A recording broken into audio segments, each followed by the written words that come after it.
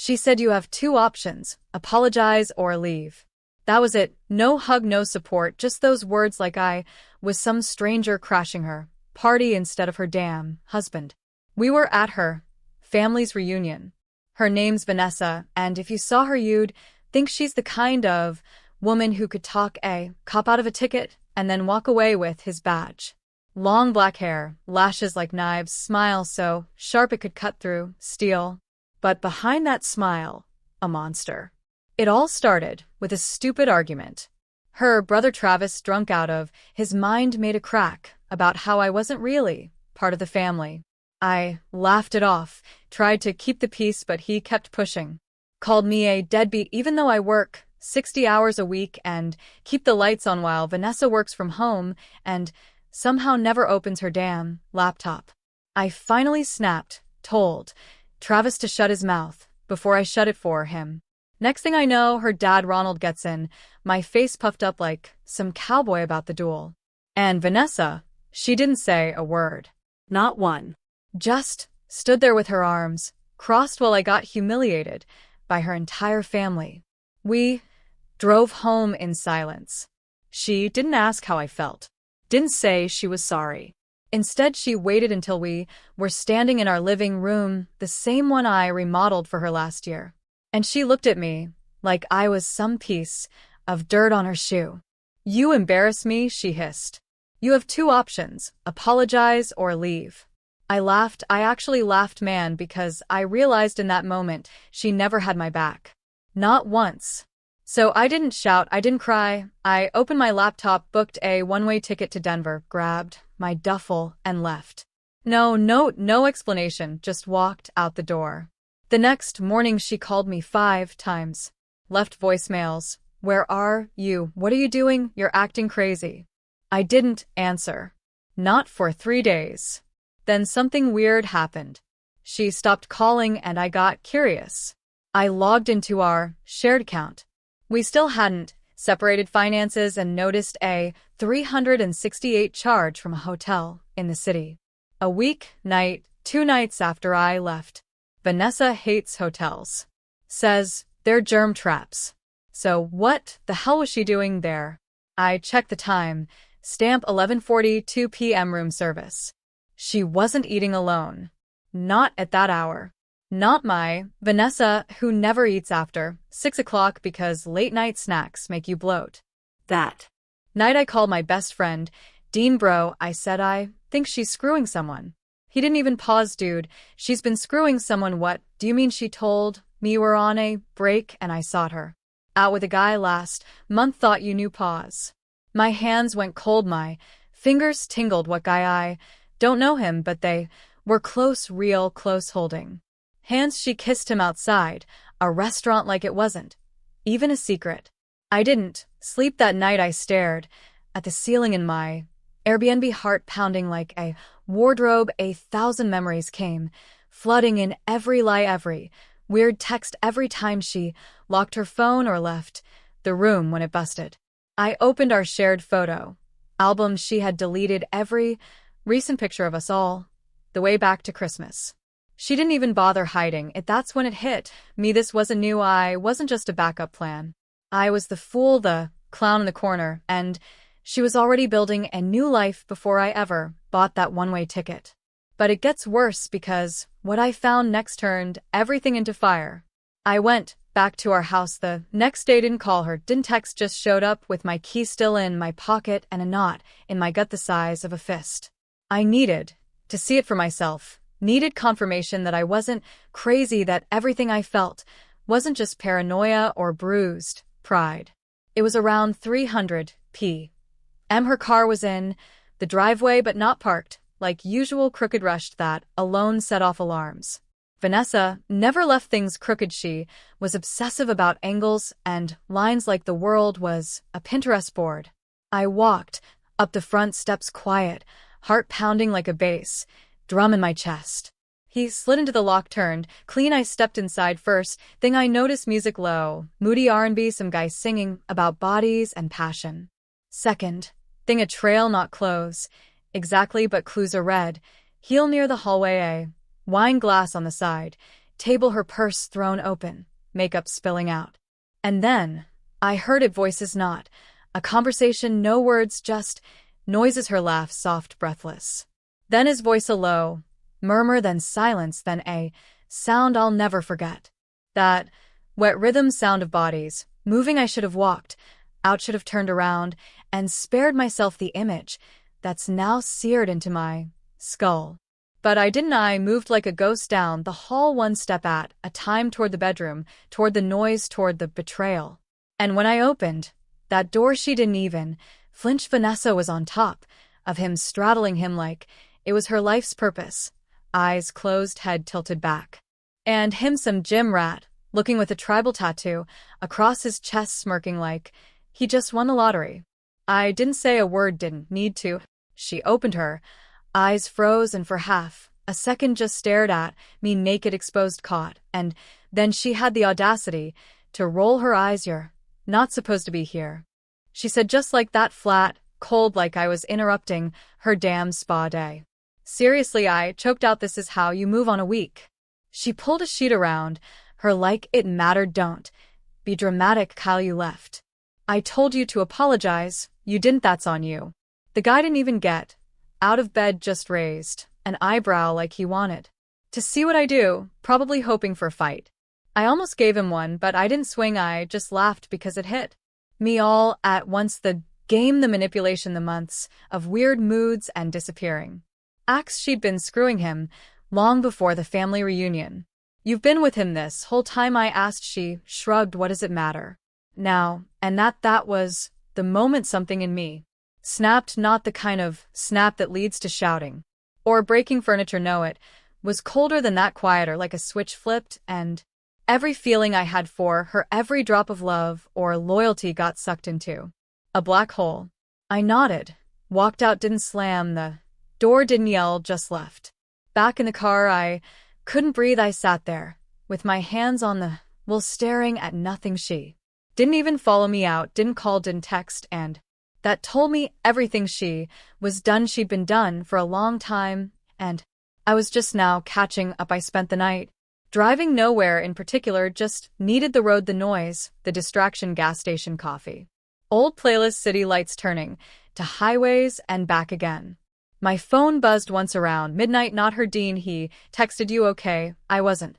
But I didn't answer. By morning, I found myself parked in front of an old motel off I-7, cracked neon sign, vacancy, light flickering like it was trying to breathe.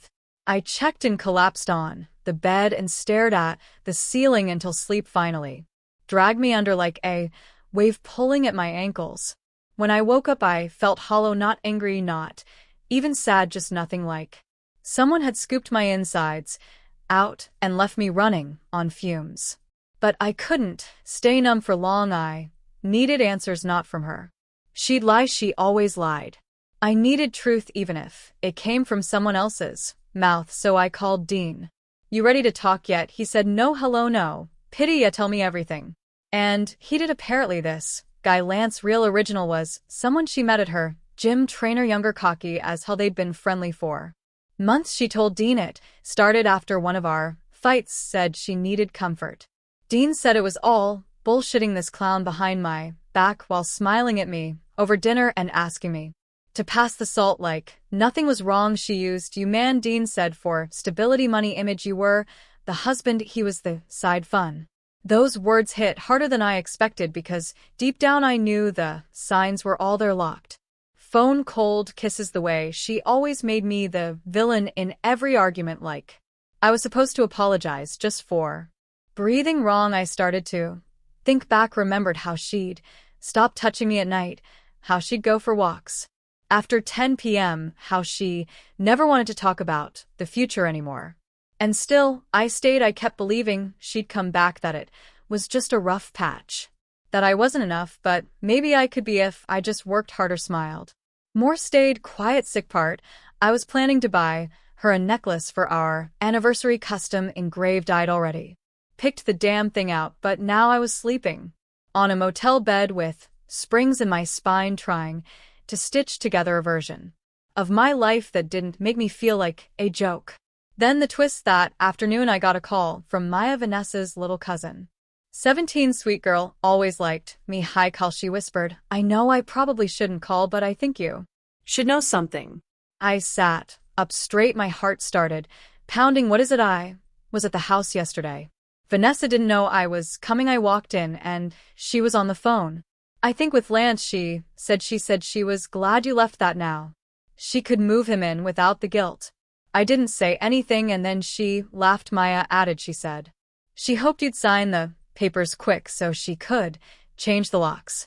Papers, divorce papers. I hadn't seen a thing. She hadn't sent anything, but she was already planning the celebration. That was the last straw. I didn't cry, didn't scream, I just hung up, walked to the bathroom, stared at myself in the mirror, and made a choice. I wasn't going to be the victim anymore. She wanted to play dirty. Fine, she had no idea who she married, and I was about to remind her. I drove back into town that night. No plan, no suitcase, just one goal burning in my chest like acid. I wasn't walking away empty-handed. Vanessa thought she'd won, thought I'd disappear with my tail between my legs while she played house with a gym clown and soaked up sympathy from her family like I was the problem. She forgot who I was before I married her. I used to be sharp, calculated. I let love soften me. That was my mistake. I parked a few blocks from the house, didn't want her spotting my car. Walked the rest of the way, hoodie up, baseball cap low. I wasn't breaking in. My name was still on the lease, and more importantly, the security system I installed. She never bothered to change the codes. The house was dark, quiet, midnight kind of quiet. I slipped through the side door, the one she never remembered to lock. Shoes off, footsteps light, heart racing, but not with fear, with purpose. I went straight to the office. The drawer she thought I didn't know about, she used it to hide receipts, birthday plans, and apparently more. I found a stack of folded papers, credit card statements, room service charges, all billed to the same card, mine, and under that a handwritten letter. Not to me, to him. It started with Lance. Baby. I stopped reading. I couldn't. My hands were shaking too hard. I shoved it all in my backpack. Then I did something I hadn't planned. I walked to the bedroom. She was asleep, alone, curled up like a kid, hair a mess, breathing soft. For a second I saw the version of her I married, the girl who used to sing in the car, dance in the kitchen barefoot, cried during old movies. But that girl was dead, and the woman in that bed buried her. I stood there for a full minute, just watching, not saying a word. Then I took my wedding band off and set it gently on the nightstand. She didn't wake up, of course. She didn't. She never heard me when it mattered. Back in the living room, I grabbed the fireproof lockbox where I kept all my important documents, passport, birth certificate, the original deed to the truck. She didn't know where the key was, but I did. I took it all, everything I needed to be done with her, and then I left, this time for good. At sunrise, I was already 2 states away, sitting in a diner, sipping burnt coffee and flipping through the evidence like it was a case file. Every page, every receipt, every whisper of betrayal just fueled the fire. I called my lawyer, told him I wanted everything prepared fast, and by the way, I said make sure she doesn't touch my accounts, freeze them. All that same day, I posted something simple on Facebook. Vanessa, you said I had 2 choices, apologize or leave. I chose to leave. Now you're going to see what that really means. She saw it within an hour, tried calling 6 times. I didn't pick up. Then came the text, call please, let's talk. You're being immature. This is not how adults handle things. You're hurting me, hurting her. She had the audacity to play the victim. I didn't respond. I just kept moving forward, one document at a time, one account at a time, one thread of our old life being cut over and over. Then came the one that made me sit up straight. You took the papers. That's illegal. I'll call the cops. That told me everything I needed to know. She didn't want to talk. She was scared because deep down she knew what I knew. She wasn't just cheating. She was living in a house paid by me, using my money to fund her late-night motel adventures, planning a new life on my dime, and I was done financing the betrayal, the next move that would be the one she'd never forget. I Didn't sleep that night. I just sat in the cheap motel armchair with the folder of papers spread out across the table like a war map. I was done reacting. Now it was time to strike. The next morning I went to the bank, not just to freeze accounts. I already did that. Know this time I made it surgical. I pulled every record, every shared account, joint card transaction under my name that linked to hers, highlighted every hotel charge, every spa visit she made while pretending to be working through things. I even found a few Venmo payments to someone named JFit. Guess who then? I went to my lawyer's office. He looked through the folder and whistled low. She's not getting a dime, he said. With this, she won't even get the couch. I nodded, didn't even smile. I wasn't here for revenge. I was here for justice, for clarity, for every damn lie she fed me like candy, while she let another man keep her warm. 2 days later, she emailed me, subject, please talk to me, Kyle.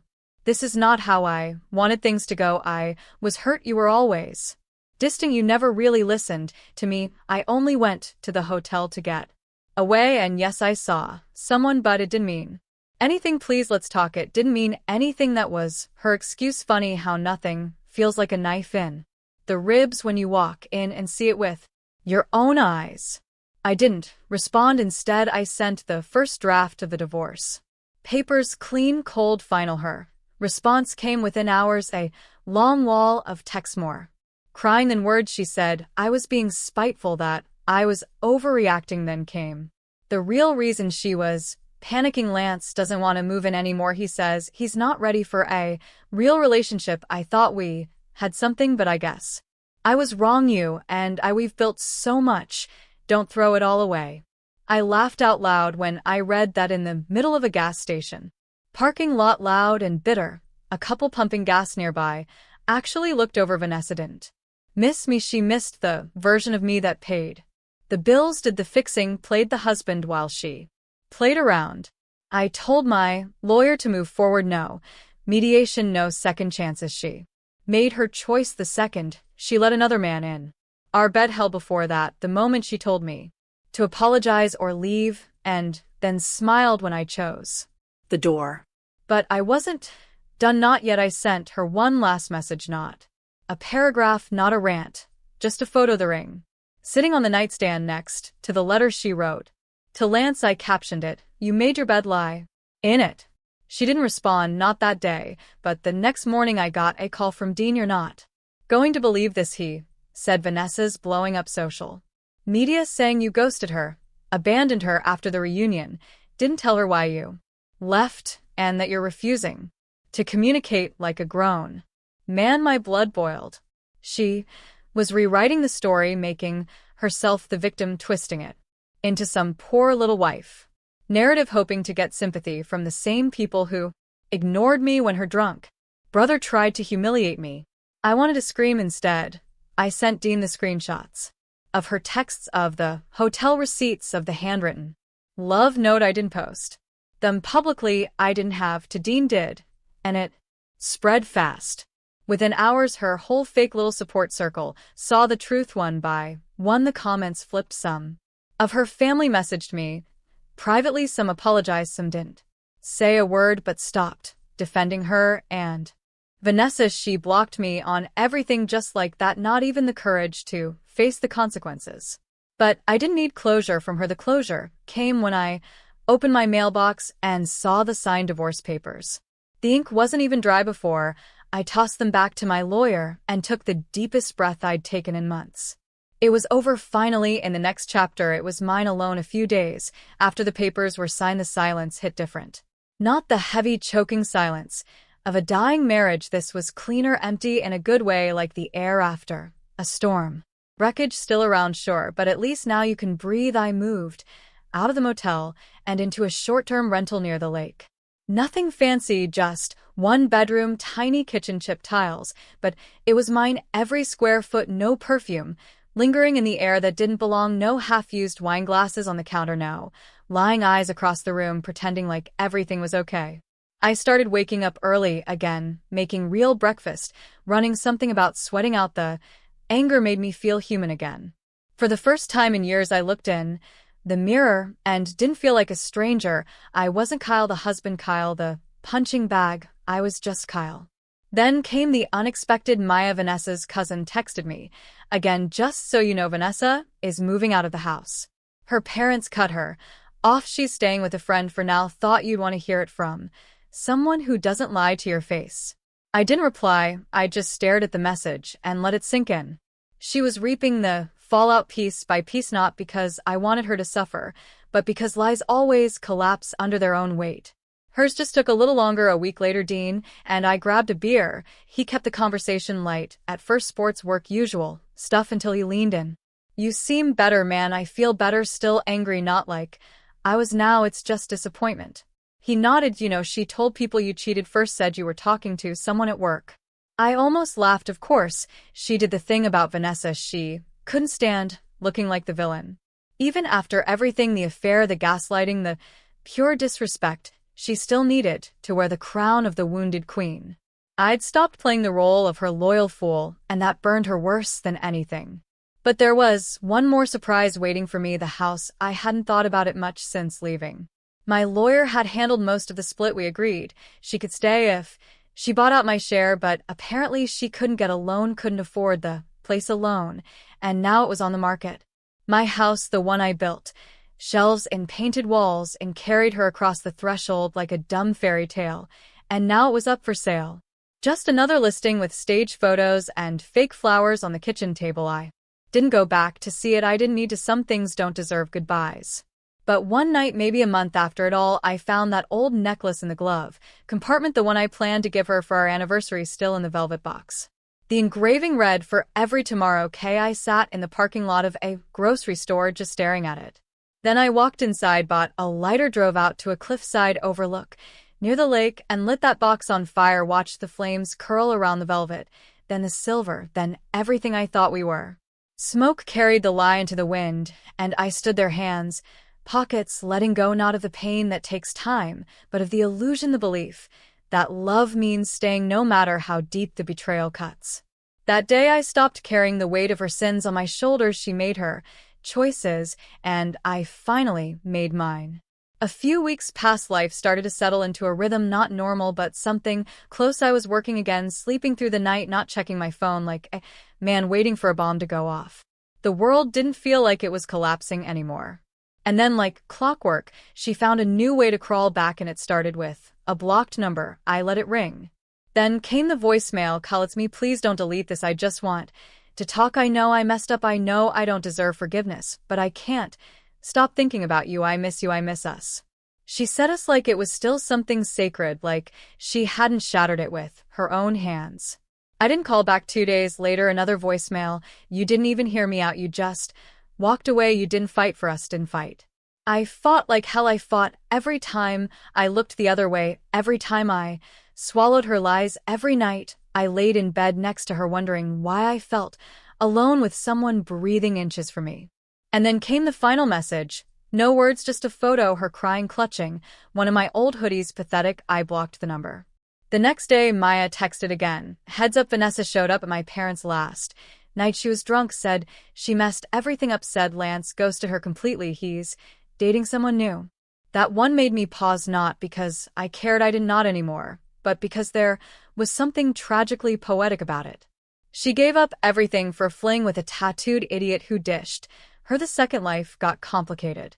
The same guy she told me didn't mean anything was now blocking her calls and me. I was halfway through rebuilding my life while she was unraveling. But I'll tell you the real closure moment. It wasn't burning the necklace. It wasn't signing the papers. It was one random Tuesday morning, sitting on my balcony drinking coffee, watching the lake move with the breeze, and realizing I hadn't thought about her in days. Not her voice, not her face, not her betrayal, just silence, real silence, and peace. That's when I knew it was over. Not just the marriage, not just the drama, the grip she had on me. It was gone. I was free.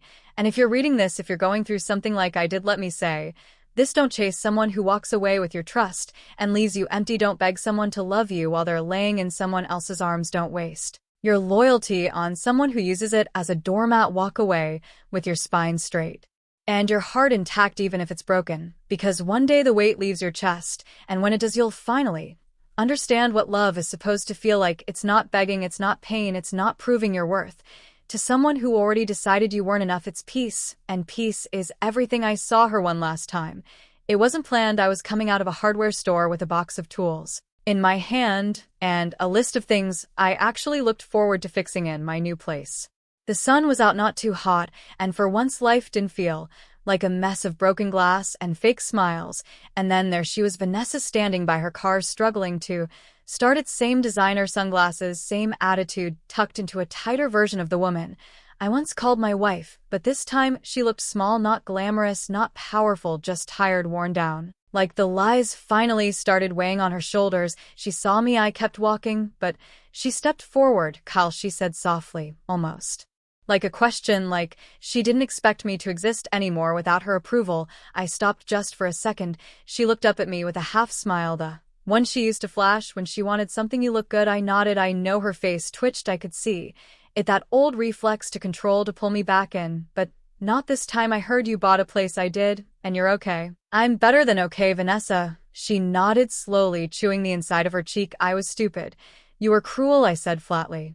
Silence. Then she looked down, like maybe she had the decency to feel it, even if just for a second. I'm sorry, she whispered. I didn't respond, not out of bitterness, just because some apologies come too late to matter. I turned and walked back to my truck, tossed the toolbox in, and drove away. And that was it. No fireworks, no grand speech, no dramatic tears, just the quiet truth between two people who destroyed something sacred and stood in the ashes trying to pretend it hadn't already blown away. That night I went home and sat on the balcony again. Same lake, same breeze, same silence, but this time I smiled because I didn't need revenge. I didn't need her to hurt. I just needed me back, and I had him, stronger, wiser, scarred, but not bitter. So if you're reading this and you're where I was, confused, broken, lied to, listen to me. You survive, you rebuild, and one day, without warning, you'll breathe again, and it'll feel like the first breath you've taken in.